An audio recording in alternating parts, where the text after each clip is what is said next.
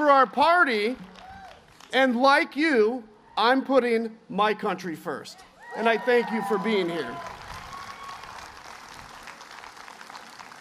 You know, as a young man, what drew me to the Republican Party was its ideals of supporting democracy, of standing for the rule of law, and of honoring the hallowed document that our founding fathers signed right here in this great state, the Constitution of the United States. And as a military guy, I've always respected strength in leadership. And Trump is the opposite of that. He's a whiny, weak, small, tiny man who is scared to death.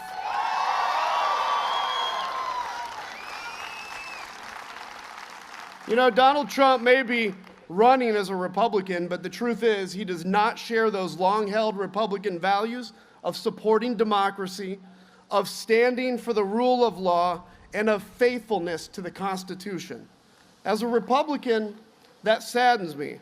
But what gives me hope is that there is a candidate in this race who does hold those values.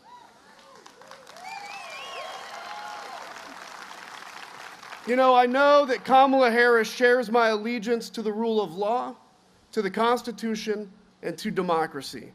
Whatever policies we disagree on pale in comparison to those fundamental matters of principle, of decency, of fidelity to this nation. You know, democracy knows no party.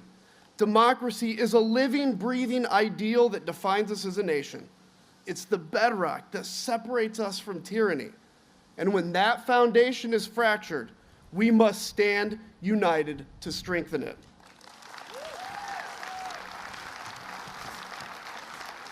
And I, like you, believe that those values are worth defending. And if you think those principles are worth defending, I urge you to make the conservative choice. Vote for our bedrock values and vote for Kamala Harris. God bless you. Thank you.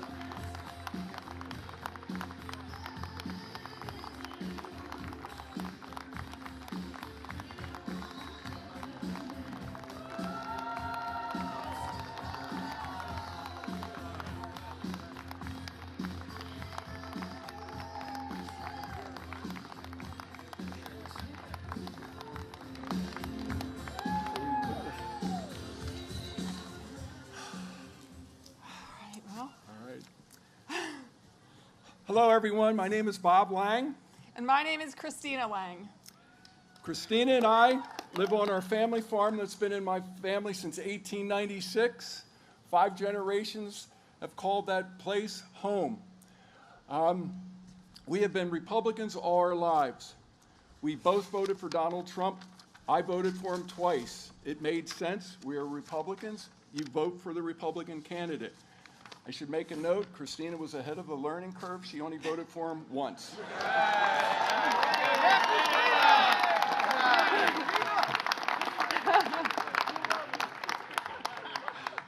I thought he'd fight for people like us, but it's clear Donald Trump doesn't care about helping hardworking people. And he certainly doesn't care about our Commonwealth and our Constitution. He only cares about what's good for him. January 6th was the straw that broke the camel's back for me. I watched in horror as what went down. The guy encouraged a violent mob to storm the Capitol, then sat back and did nothing, and attempted to overturn a free and fair election.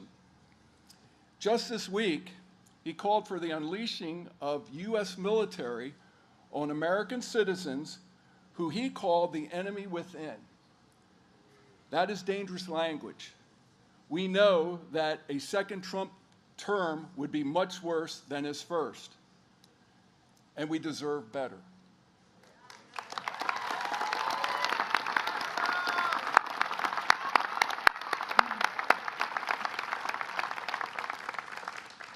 We deserve a leader who will bring people together and fight for the middle class, not someone who tries to divide us.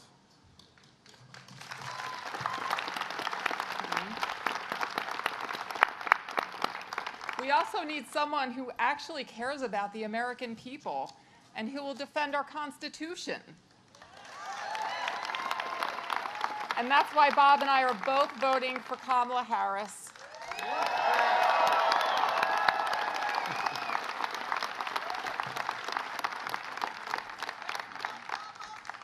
Never in a million years did either of us think that we'd be standing here supporting a Democrat. But we've had enough. We've had enough.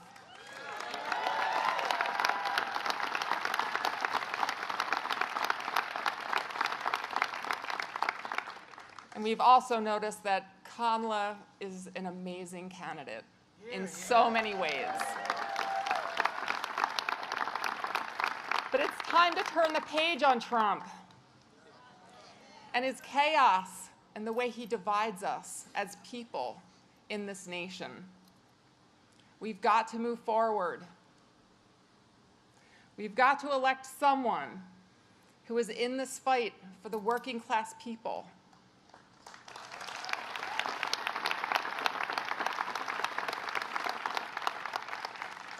And not trying to help her rich friends get richer, or taking revenge on people that have slighted her in any way. We've got to elect someone who will take our Commonwealth forward and not backwards. There's more at stake in this election than any other election in my lifetime. And the choice for us and millions of Republicans across the country is simple. It's Kamala Harris. She's charting a new way forward.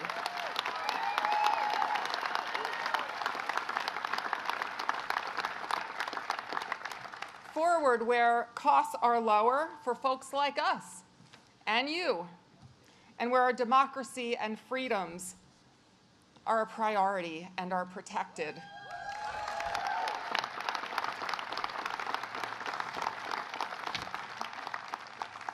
And now, we are so incredibly honored to introduce our incredible leader. Please join us in welcoming the next President of the United States, Vice President Kamala Harris.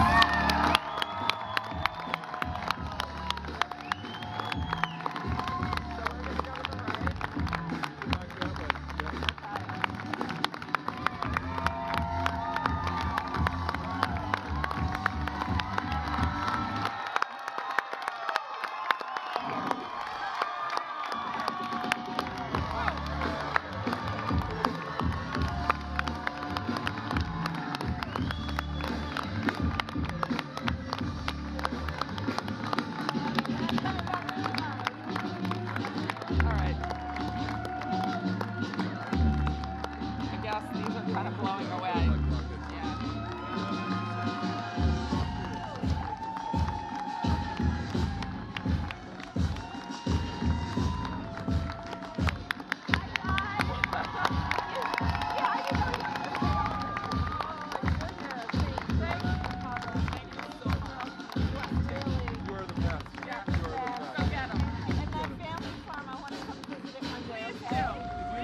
Opportunity to do any ag policies, come over for it. And I love ag policy. You know, nobody knows this, but my second, so anyway, long story short, extended family farm. Yep. Whether it's the summer, pick up all the rotten food, these kids. Oh, wow. It's open invite. Okay. You've never seen a job. Thank you. Thank you. Hi, everyone. Hi. Hi, everyone. Good afternoon. Good afternoon, Pennsylvania. Good afternoon, everyone. Good afternoon. Bob and Christina, thank you so very much for that introduction and for your friendship. And as I've said to all the friends and leaders on the stage with me, we had a chance to speak ahead of time. I thank you all for everything that you are doing and the courage you are showing. You know, this is an extraordinary climate right now.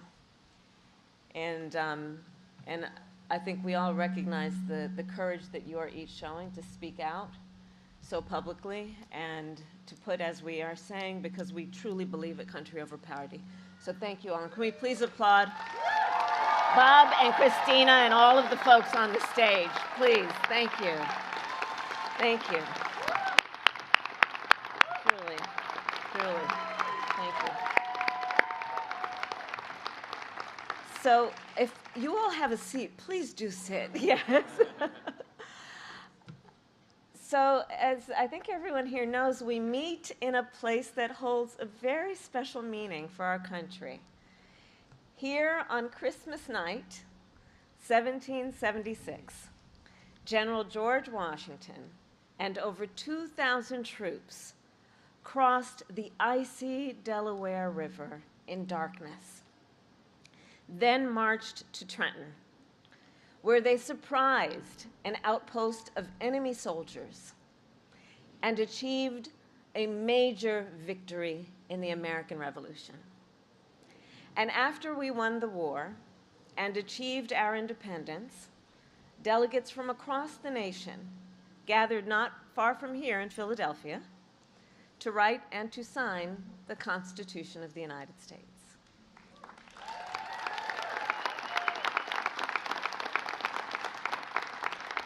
And we remember and reflect on what that moment was, knowing that leading up to that work to write, to compose the Constitution of the United States, that work was not easy.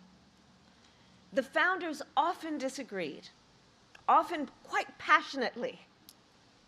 But in the end, the Constitution of the United States laid out the foundations of our democracy, including the rule of law, that there would be checks and balances, that we would have free and fair elections, and a peaceful transfer of power.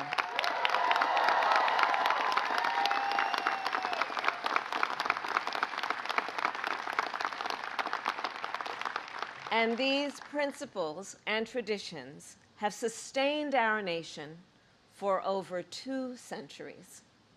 Sustained because generations of Americans from all backgrounds, from all beliefs, have cherished them, upheld them, and defended them.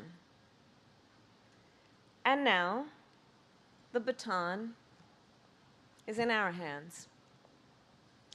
So I am joined today by over 100 Republican leaders from across Pennsylvania and across our country who are supporting my candidacy for President of the United States.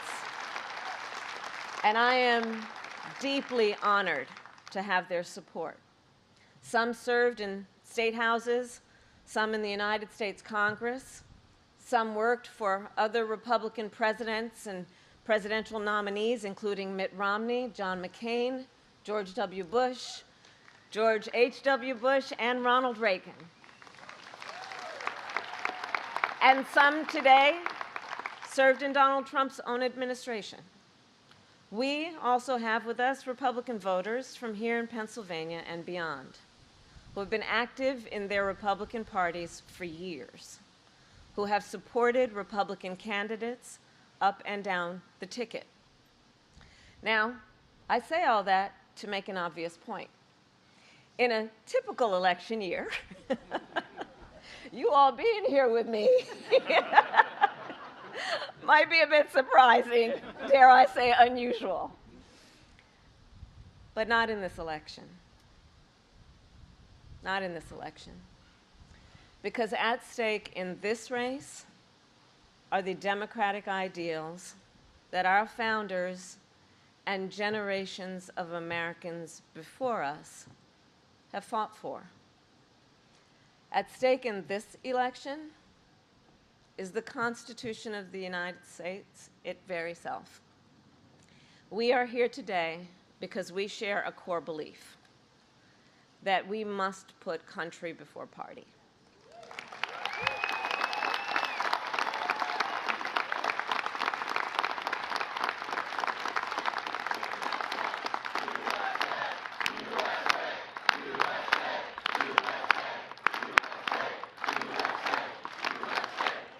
Indeed, because we chant that with such great pride, because we all know we all have so much more in common than what separates us. And at some point in the career of the folks who joined me on stage, one of the other things that we have in common is in our careers, we have each sworn an oath to uphold the Constitution of the United States.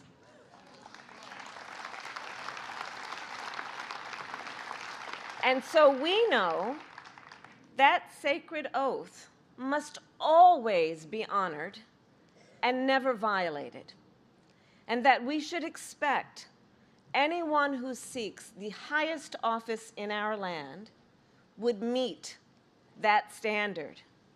We here know the Constitution is not a relic from our past, but determines whether we are a country where the people can speak freely and even criticize the president without fear of being thrown in jail or targeted by the military.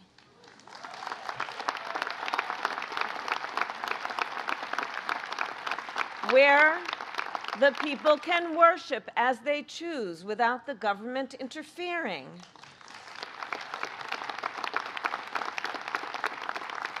Where you can vote without fear that your vote will be thrown away.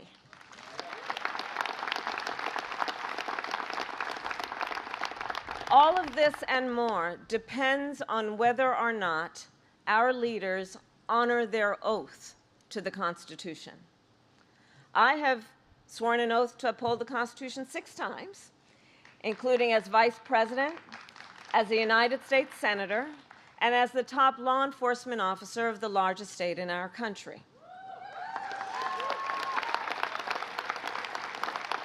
And I have never wavered from upholding that oath. And this is a profound difference between Donald Trump and me. He, who violated the oath to uphold the Constitution of the United States, and make no mistake, he who, if given the chance, will violate it again. Donald Trump lost the 2020 election.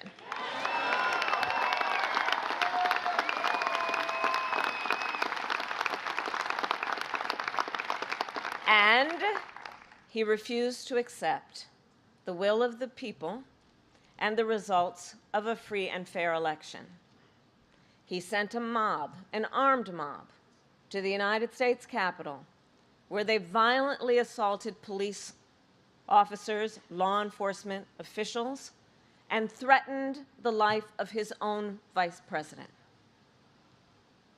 And he refused to engage in the peaceful transfer of power. Were it not for the courage and patriotism of Vice President Pence that day, Donald Trump might have actually succeeded in overturning the will of the American people. Let's reflect on that. And now, Donald Trump is telling us how he intends to use power if he is elected again. He has stated that one of the biggest threats America faces is, quote, the enemy from within. The enemy from within. But know where that language harkens back to. Understand, and let us be clear about what he is saying. He considers any American who doesn't support him or bend to his will to be an enemy to our country. And further, he says that as commander-in-chief, he would use our military to go after them. Honestly, let that sink in. Use of the American military to go after American citizens? And we know who he would target first, because he has targeted them and attacked them before. Journalists whose stories he doesn't like. Nonpartisan election officials who refuse to cheat by finding extra votes for him. Judges who insist on following the law instead of following him. It is clear Donald Trump is increasingly unstable and unhinged.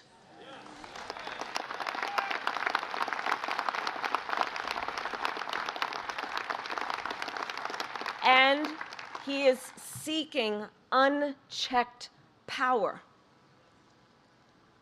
Consider what his closest advisors have said.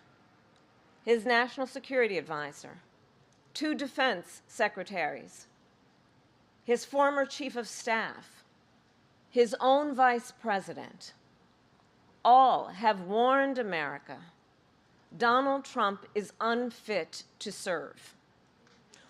Or listen to General Milley, Donald Trump's top general.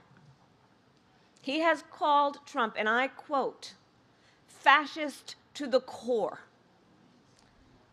and said, quote, no one has ever been as dangerous to this country.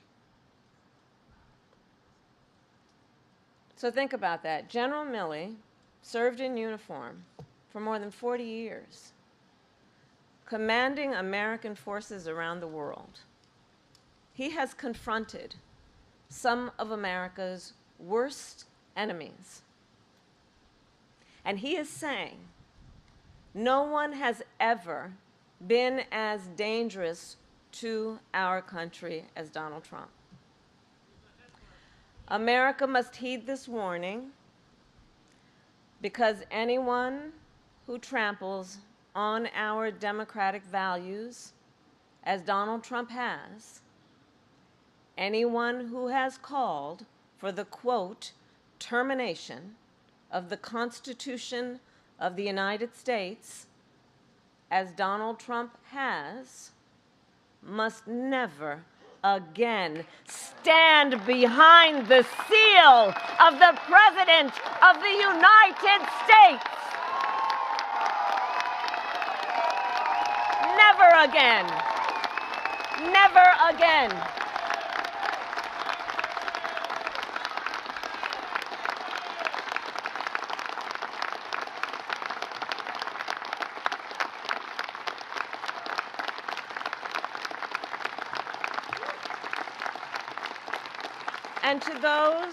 And to those who are watching, if you share that view, no matter your party, no matter who you voted for last time, there is a place for you in this campaign.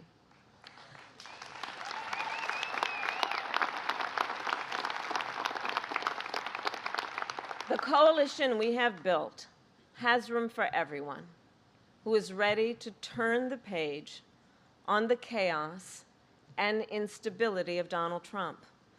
And I pledge to you to be a president for all Americans.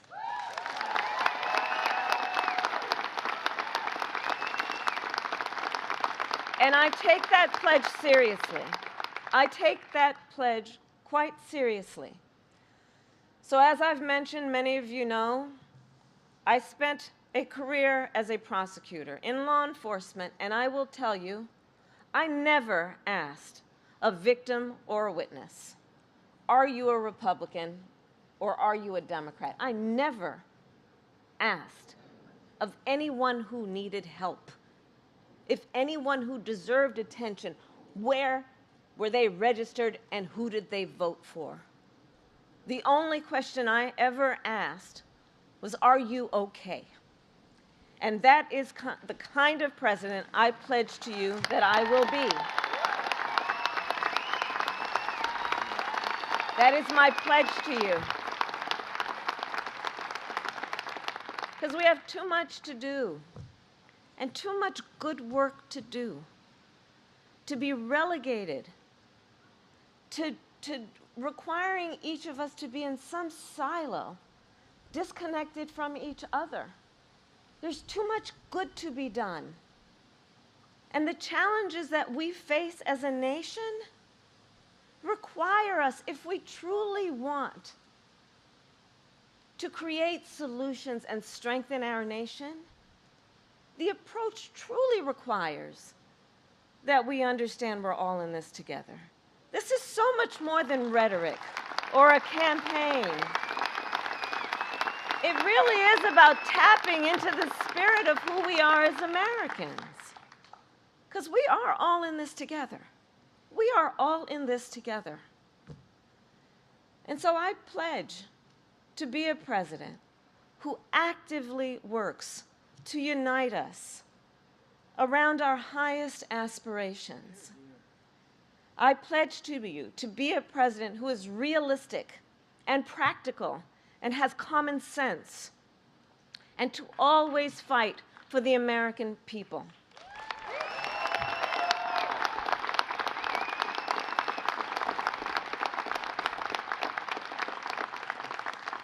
Unlike Donald Trump, who frankly, as we have seen, cares more about running on problems than fixing problems. I want to fix problems, which means working across the aisle. It requires working across the aisle. It requires embracing good ideas from wherever they come. That is why I have pledged to appoint a Republican in my cabinet.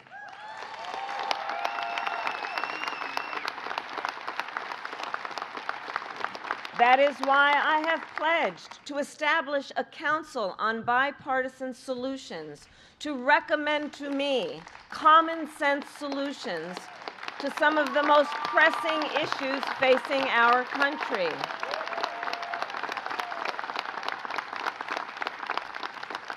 Because nobody has a corner on the good ideas. They actually come from many places. And one should, especially if they want to be a leader, one should welcome those ideas. And those ideas, which are about, in particular, strengthening the middle class, securing our border, defending our freedoms, and maintaining our leadership in the world.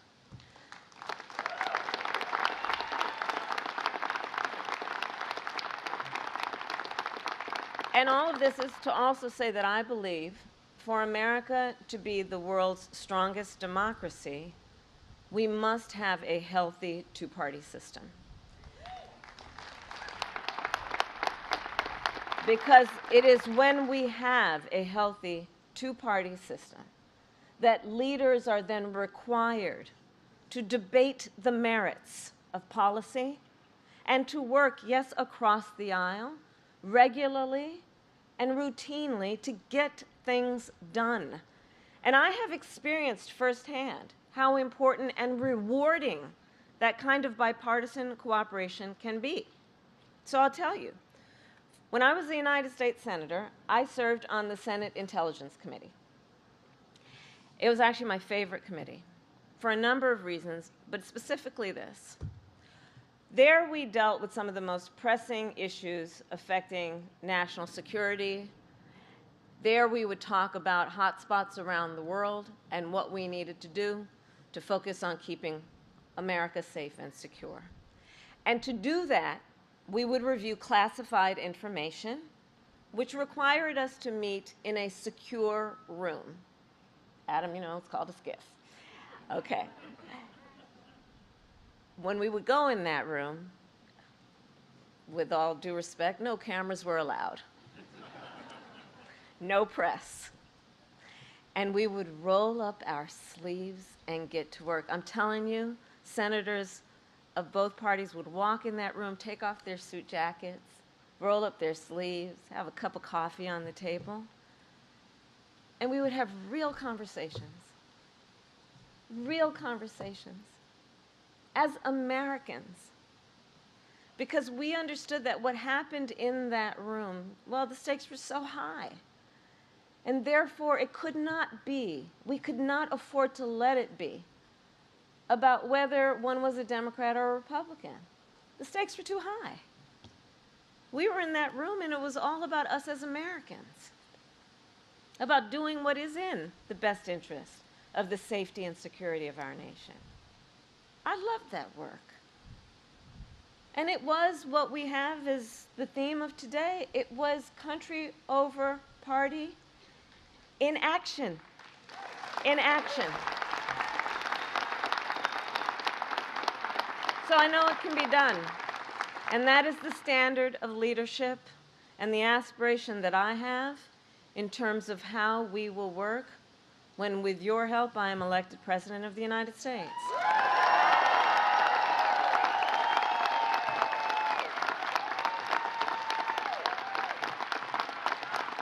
So, thank you. So, we got to get to work. So, let me just say an obvious point. There's a fundamental choice in this election, a very fundamental choice.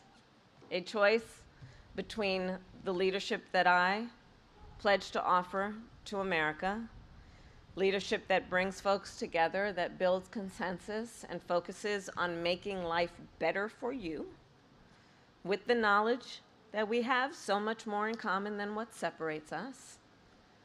And on the other hand, the choice of someone who I think we can guarantee will sit in the Oval Office plotting retribution,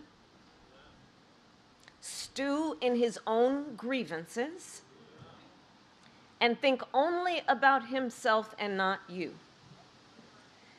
So as I have said, our campaign is not a fight against something, it is a fight for something. It is a fight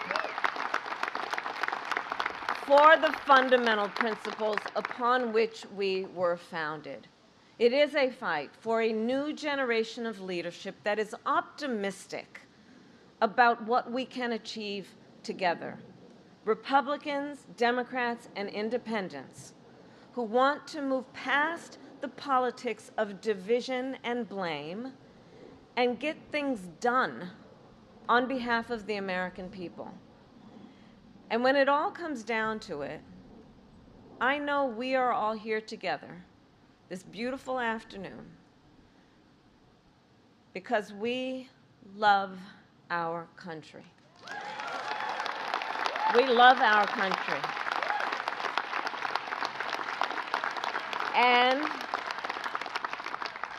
And we are here because we know the deep privilege and pride that comes with being an American, and the duty that comes along with it.